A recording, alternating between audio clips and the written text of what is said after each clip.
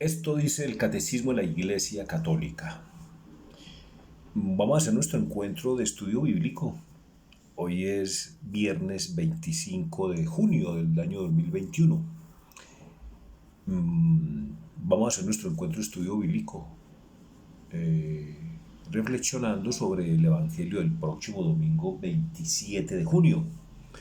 Es el Evangelio de San Marcos en el capítulo 5, del versículo 21 al 43, y el tema es la curación de una hemorroísa y la resurrección de la hija de Jairo.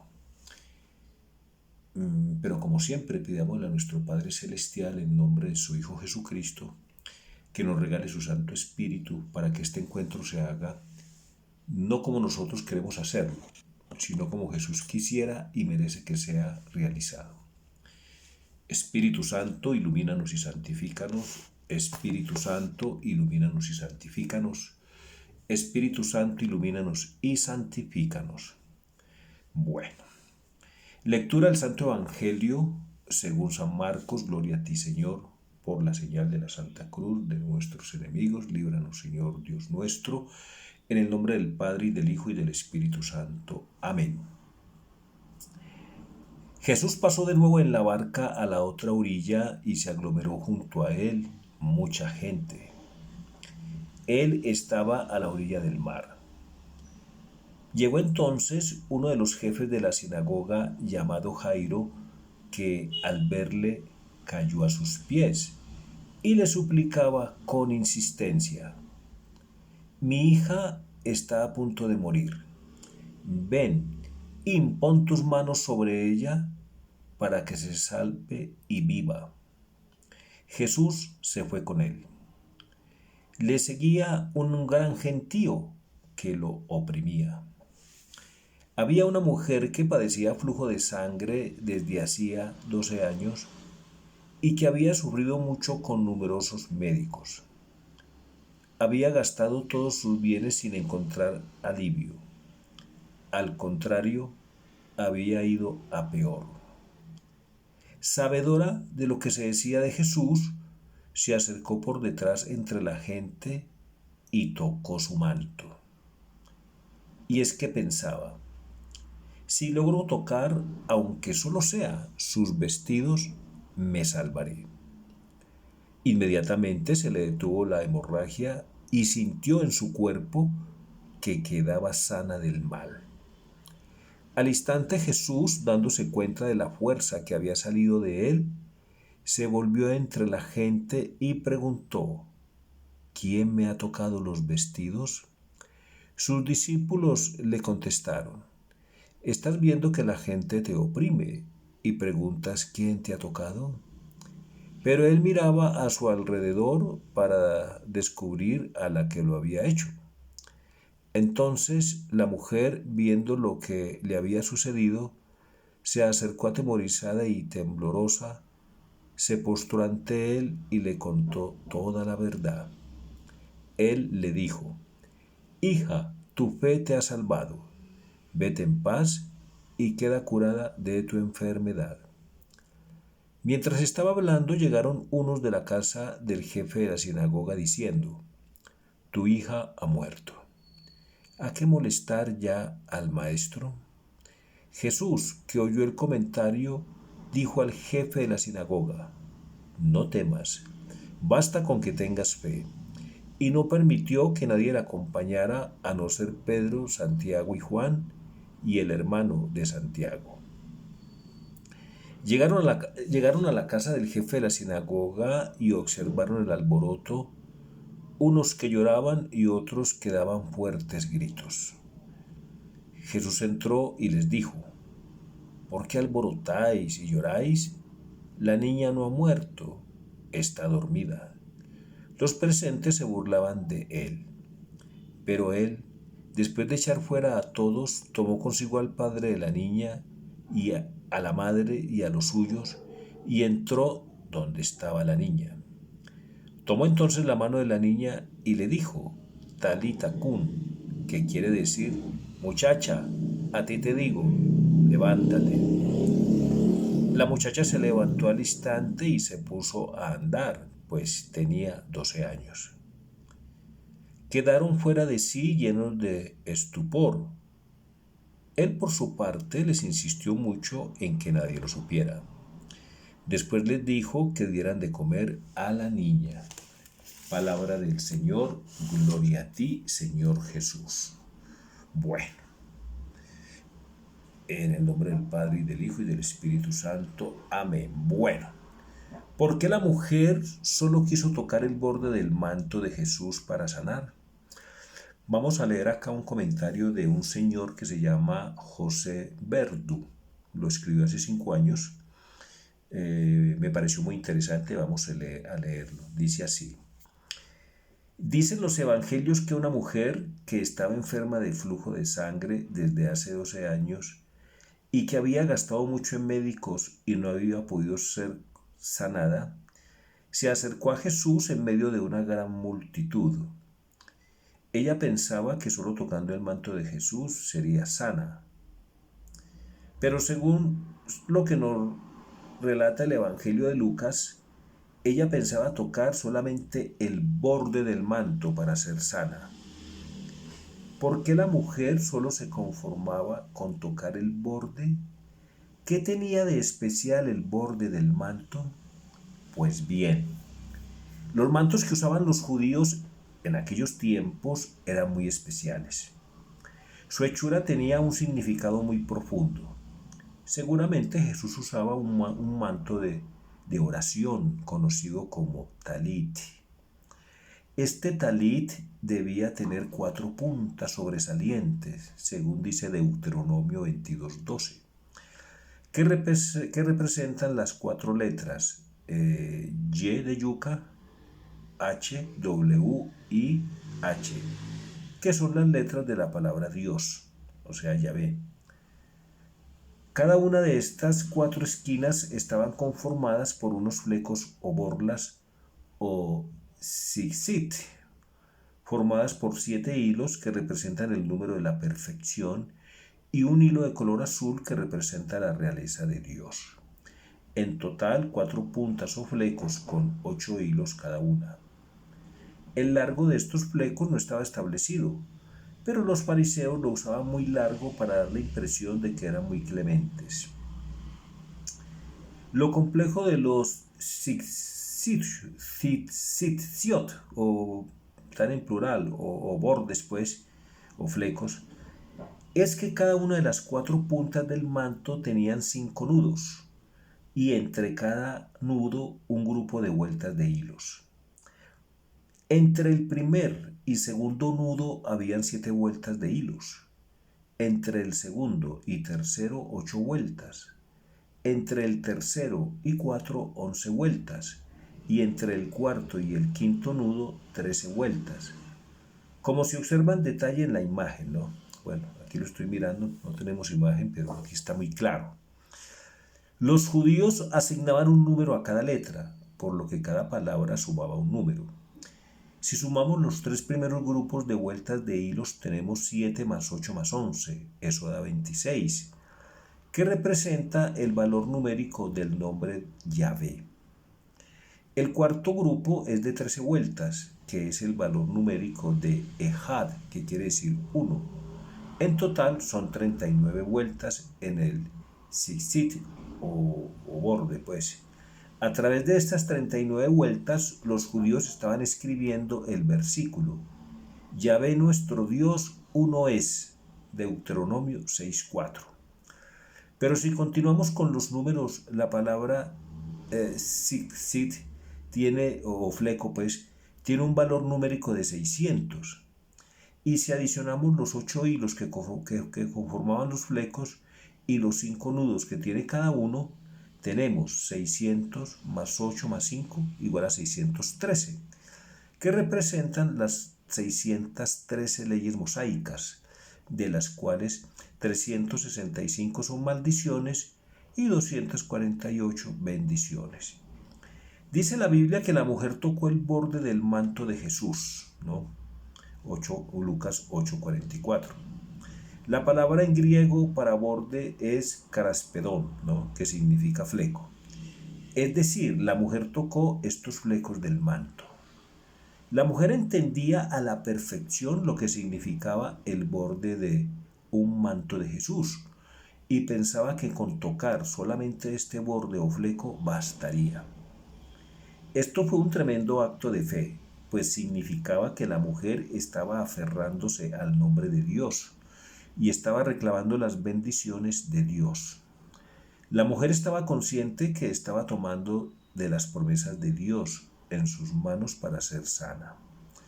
Pero es más, el profeta Malaquías profetizó: nacerá el sol de justicia y en sus alas traerá la salvación. Malaquías 4:2. Los judíos interpretaban al sol de justicia con el Mesías y sus alas con el borde, ¿no? O sea, con los flecos de su manto.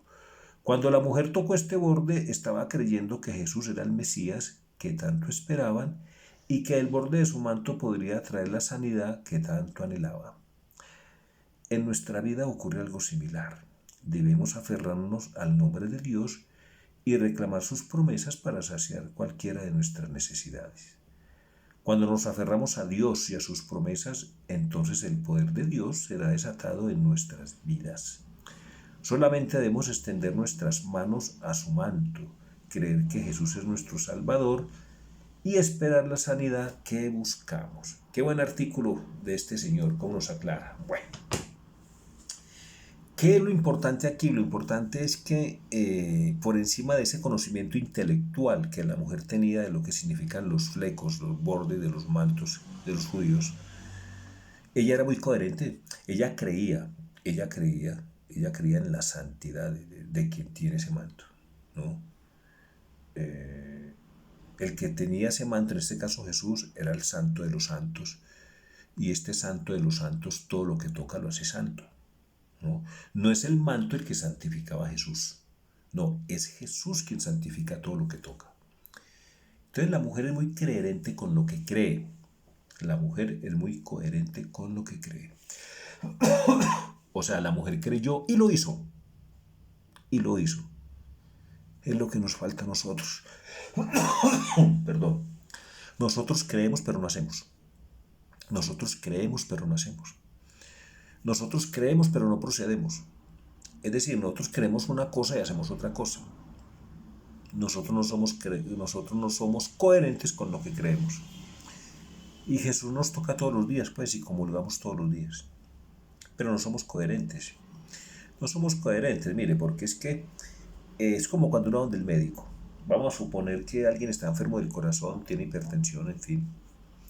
Y el médico le dice: tómese estas pastillas, pero tiene que tener en cuenta estas precauciones. Mire, no consuma sal, no consuma licor, no consume tabaco.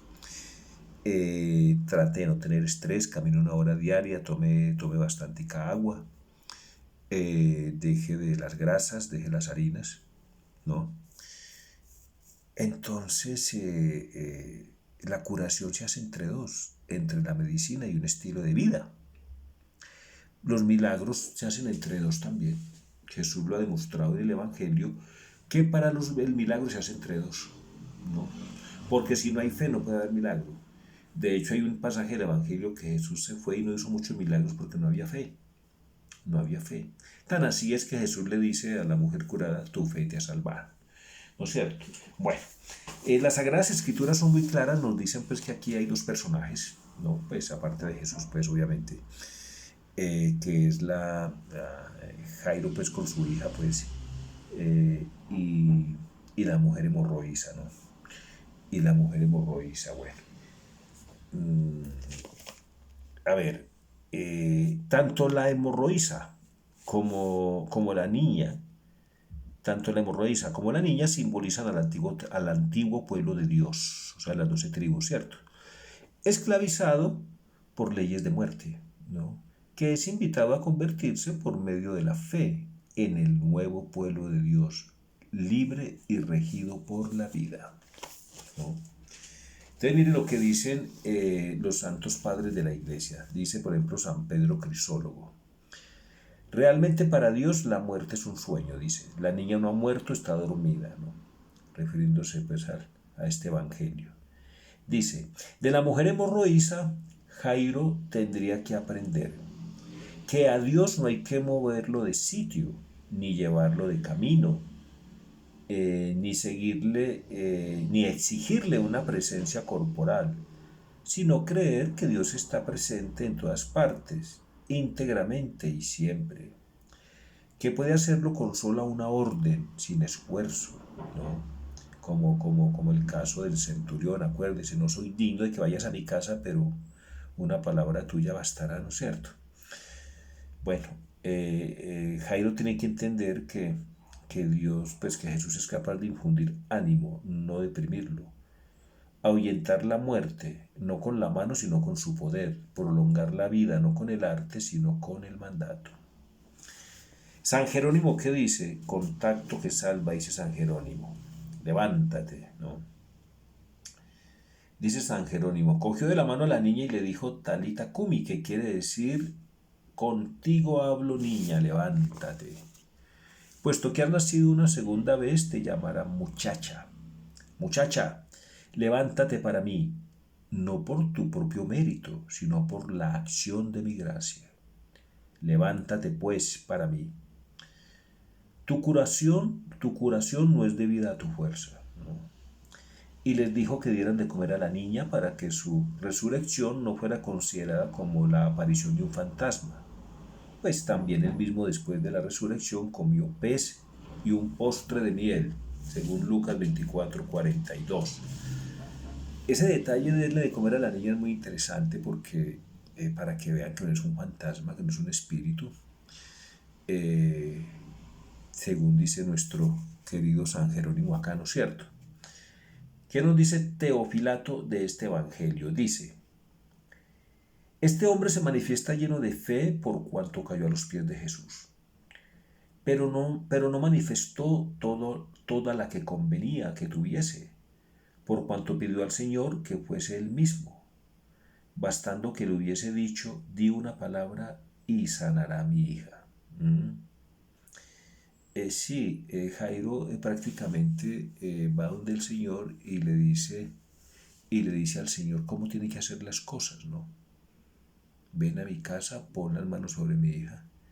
Cierto, cuando con una sola palabra bastaría, ¿no? Es como ir donde el médico y decirle, doctor, yo estoy enfermo, recéteme estas pastillas. Y entonces para que va donde el médico si sabe lo que tiene que tomarse, ¿cierto? Bueno, sigue Teofilato. ¿Quién me ha tocado los vestidos? Quería el Señor poner de manifiesto a esta mujer primeramente para probar su fe, después para suscitar en el jefe de la sinagoga la confianza con la cual curaría su hija, ¿no? Y por último, para disipar el temor de la mujer, que temía porque había robado la salud.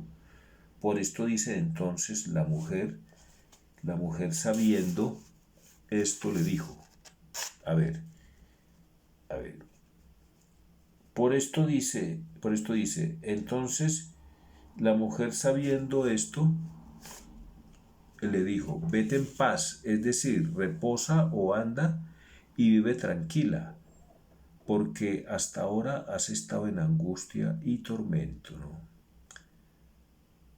Por esta mujer se debe entender la naturaleza humana, lo dice, lo dice, eh, a ver, lo dice Teofilato, ¿cierto? Sí, es que estamos hablando, dice.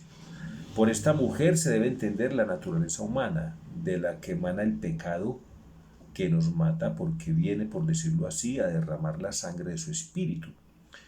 No pudo ser curada por los hombres de ciencia del mundo, esto es, por los médicos, ni por la ley, ni por los profetas, pero lo fue inmediatamente cuando tocó la franja de Cristo, ¿no? Cuando tocó la franja de Cristo, es decir, su carne.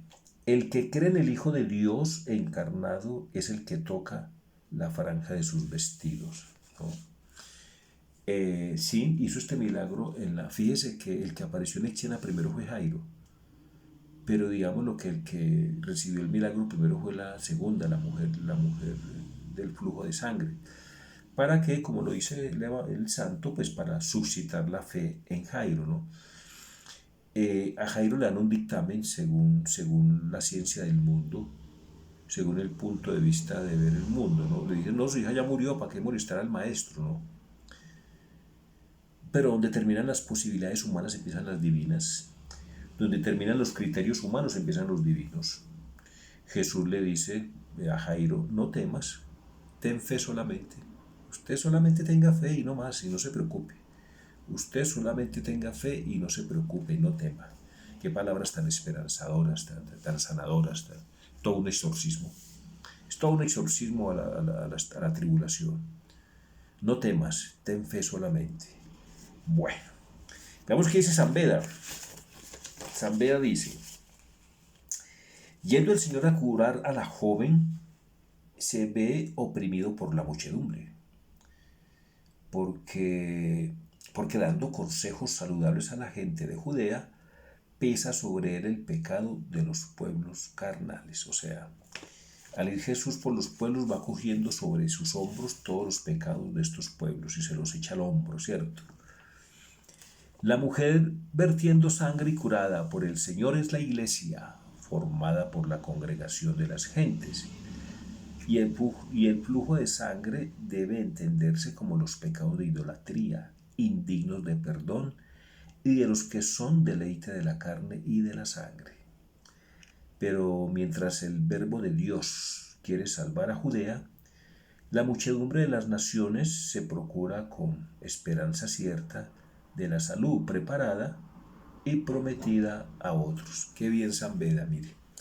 Dice que la mujer que viene pues con la hemorragia es la iglesia y está derramando su sangre por los actos de idolatría, ¿cierto?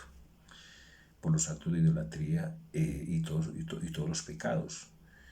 Y este segundo aspecto es muy importante. Jesús viene a salvar a Judea, pero todas las naciones se quieren pegar. Todas las naciones se quieren pegar, algo que les caiga, como los perritos del Evangelio, ¿no? La cananea, ¿no? Pero los perritos también comen de las migajas que caen de las mesas de sus amos, ¿no es cierto? Sigamos con San Beda. Una mujer llena de fe toca al Señor y la muchedumbre lo oprime, porque el que se ve abrumado por las diversas herejías o por las costumbres perversas, en este caso es Jesús, es venerado solamente por la fiel Iglesia Católica. La Iglesia de las Naciones viene detrás, es decir, la mujer con su hemorragia, ¿cierto? Es la Iglesia de las Naciones, la Iglesia de los gentiles, ¿no? Puesto que no viendo al Señor presente en la carne, llega a la gracia de la fe, después que se ha cumplido los misterios de la encarnación. Y así, cuando mereció verse libre de los pecados por la participación de los sacramentos, secó la fuente de su sangre, como por el contacto de sus vestidos. Y el Señor miraba en torno suyo para ver a la que lo había tocado, porque juzga dignos de su mirada y de su misericordia a todos los que merecen la salvación. La mujer se acercó atemorizada. A ver, es importante resaltar acá, Jesús se inquieta porque unos lo oprimen y otros lo tocan. Los que lo oprimen seguramente lo tocan sin ningún propósito, pero alguien lo tocó con un propósito, alguien lo tocó con un propósito, ¿no? Una cosa es tocar accidentalmente a Jesús, otra cosa es ir a buscarlo estrictamente para tocarlo, con el propósito de tocarlo. Eso fue lo que hizo esta mujer, ¿no? Lo tocó con un propósito, entonces hizo que de Jesús saliera una fuerza. Hizo que de Jesús saliera una fuerza, ¿no? Porque él dice, es que sentí que salió de mí una fuerza. Los apóstoles le dicen, maestro, en esta multitud que te oprimen y preguntas quién te ha tocado. Dice, sí, pero es que alguien me tocó con un propósito y sentí que salió de mí una virtud, salió una fuerza, ¿cierto? ¿No? La mujer se acercó atemorizada y temblorosa, se postró ante él y le contó toda la verdad. He aquí a lo que la pregunta del Señor tendía, a que confesase la mujer su larga infidelidad, su repentina fe y su cura, con lo que ella misma se confirmaba en la fe y daba ejemplo a los demás. La mujer curada ya merece llamarse hija. porque los hijos de Dios son los que acogen la palabra de Dios. La palabra de Dios es Cristo. Ella acogió a Cristo, tanto que lo buscó para tocarlo. Se hizo hija de Dios. Juan, capítulo 1, versículos 9 al 11 dice, a los que acogieron su palabra les dio poder de hacerse hijos de Dios, ¿cierto? Él, Jesús, entonces le dijo, hija, tu fe te ha salvado. Vete en paz y queda libre de tu mal. No dijo pues tu fe te salvará, sino, eso es inmediato, eso es express, eso es ya. Dijo, sino que dijo, tu fe te ha salvado. Que es como si dijese, desde que creíste fuiste curada. Qué bien. Bueno, vamos al otro personaje, ¿no? Le dicen a Jairo, tu hija ha muerto, ¿no? Estaba muerta para los hombres que no podían volverla a la vida, ¿no? Estaba muerta para los hombres que no podía volverla a la vida. Y estaba dormida para Dios.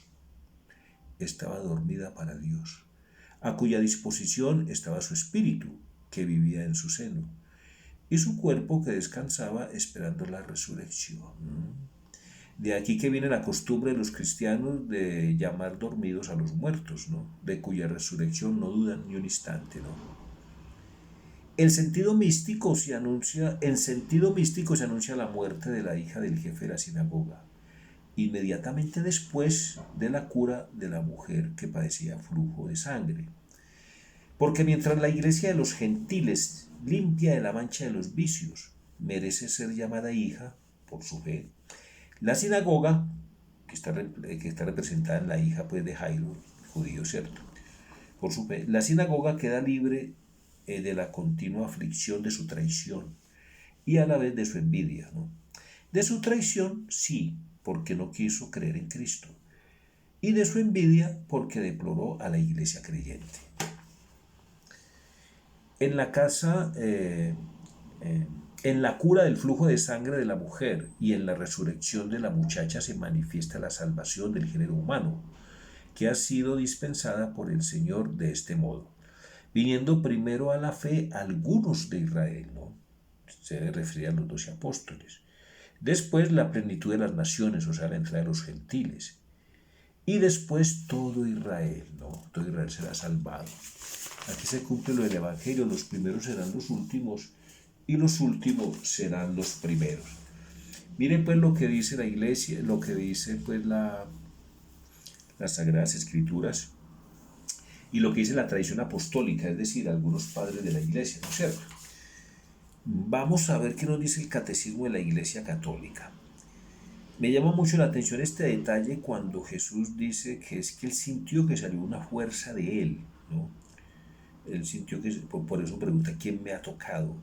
¿Quién me ha tocado con un propósito?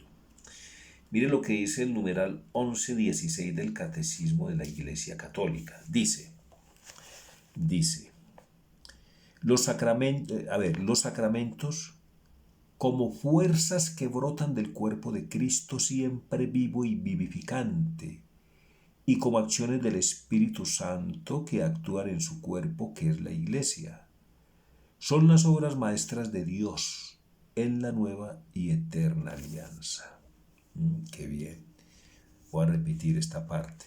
Los sacramentos, como fuerzas que brotan del cuerpo de Cristo, siempre vivo y vivificante, y como acciones del Espíritu Santo que actúa en su cuerpo, que es la Iglesia, son las obras maestras de Dios en la nueva y eterna alianza. Vamos al numeral 1504. Numeral 1504. Dice así el numeral 1504. Vea. Dice, a menudo Jesús pide a los enfermos que crean. Se sirve de signos para curar, saliva e imposición de manos, barro y ablución. Los enfermos tratan de tocarlo, pues salía de él una fuerza que los curaba a todos. Lucas 6:19. Así, en los sacramentos, Cristo continúa tocándonos para sanarnos. Oiga pues, repito, así, en los sacramentos, Cristo continúa tocándonos para sanarnos. Si creemos en este evangelio que la mujer con solo tocar el borde de sus vestidos, nosotros ahora tenemos, a ver, cuando la mujer toca a Cristo, le toca el borde de su vestido, Cristo no había muerto y resucitado y no había instituido el sacramento de la Eucaristía. Entonces ahorita la Eucaristía es algo muy grande porque es Cristo resucitado, es Cristo muerto y resucitado, el que nos toca y al que tocamos. Es más, Cristo entra en nosotros. Cada vez me convenzo más de ese valor infinito, de ese poder infinito sobrenatural de la Eucaristía. ¿Mm? Superior, ese poder sanador de la Eucaristía está por encima de la medicina más poderosa que pueda haber en la tierra. En la tierra. La Eucaristía definitivamente es la medicina más potente, más poderosa que puede haber en el cielo y en la tierra. ¿No? Porque es Cristo mismo. Es que cuando comulgamos nos comemos la carne de Cristo y la sangre de Cristo, ¿no? Es algo muy grande. No alcanzamos a dimensionarlo, no alcanzamos a dimensionarlo. Y no tenemos la fe suficiente. Cristo nos toca y lo tocamos, es suficiente para quedar sanos. Es suficiente para quedar sanos de las enfermedades del cuerpo y del alma. Pidámosle al Señor que nos conceda esa gracia de la fe, que nos conceda, que nos conceda ese favor grandísimo de crear ese vacío en nuestras almas, donde puedan anidar las gracias y las bendiciones que vienen de Dios, ¿no? Porque es que la gracia de Dios para anidar en nosotros necesita un vacío en nuestras almas. Entonces, para que se dé el milagro, a veces es necesario cierta renuncia, ¿no? Porque tener fe implica a veces ciertas renuncias, ¿no? Acuérdese los dos caminos, la parábola de los dos caminos en Mateo. El camino que conduce a la salvación, el camino de Jesús, el camino de Cristo es un camino estrecho, ¿no? Y no tan agradable humanamente hablando. El camino que conduce a la perdición es muy ancho y humanamente muy agradable, ¿no? Y ahí cabe todo y caben todos, ¿no? Y vale todo, ¿no? Entonces, el otro camino, el estrecho, es un camino de renuncias también. Es un camino de renuncias. Pero en esas renuncias vamos a crear los vacíos donde puedan anidar las gracias y las bendiciones de Dios. Vamos a pedirle al Señor que aumente nuestra fe. Que aumente nuestra fe, que nos dé la fe de María para creer como María creyó. Que nos dé la esperanza de María para esperar como ella esperó. Y que nos dé la caridad de María para amar a Cristo como ella lo amó. Gloria al Padre y al Hijo y al Espíritu Santo, como era en el principio, ahora y siempre, por los siglos de los siglos. Amén. No olvidemos nuestra antífona. Protégeme, Señor, que me refugio en ti. Es lo único que con toda seguridad, 100% nos va a librar de este virus del COVID, de los otros virus y de todos los virus, no solo físicos, sino espirituales y doctrinales que nos pueden hacer mucho daño, ¿sí? El mejor medicamento sobre la tierra no actúa al 100%, aunque sea el mejor de los mejores, actuará en un 99%, pero el 1% ya es una posibilidad, ¿no? En cambio, la Eucaristía actúa, mejor dicho, al 100% o mucho más. Y la confianza en el Señor, es más segura, pues sin dejar sin dejar lo otro, sin dejar de considerar que los medicamentos son necesarios, el gel, el tapabocas y demás, pero nunca perdamos de vista que la fe en Jesús, ¿no? Después de cumplir todos estos procedimientos y demás y de todos estos medicamentos, la fe en Jesús es lo más seguro que puede haber para estar a salvo. Saludos a sus familias, Dios los bendiga.